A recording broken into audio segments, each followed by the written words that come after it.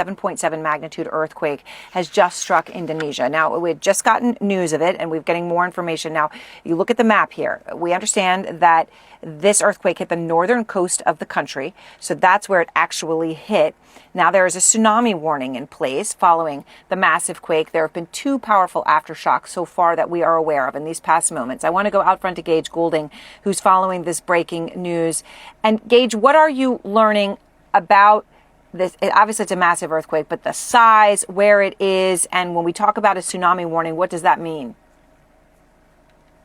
Yeah, hey, Aaron, you raise a really good point. This is an incredibly strong earthquake, but let's not downplay the fact that these two aftershocks in and of themselves were incredibly strong as is. If they were earthquakes on their own, they would be strong. And then you bring up the fact that, yeah, there is a tsunami warning out for this area, the earthquake hitting just off the coast of the northern coast of Indonesia, creating that concern of a tsunami. But, I want to make sure that we're understanding that this is an area that sits along the Ring of Fire. It's an area of the world that's very prone to these earthquakes and can experience them quite frequently.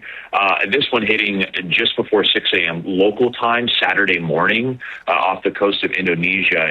And about, according to the USGS, 500,000 people could have been in that area where there was what they define as extreme shaking. So this very much so only within the first hour and a half. It's in the infancy of this situation. So exactly learning the more of what this tsunami could, if there is one, looking like. There's a warning out. And then obviously the on the ground there in Indonesia, in the communities impacted, were any buildings impacted. This is all still very early on. But nonetheless, a very strong initial earthquake followed by two very strong aftershocks, Aaron.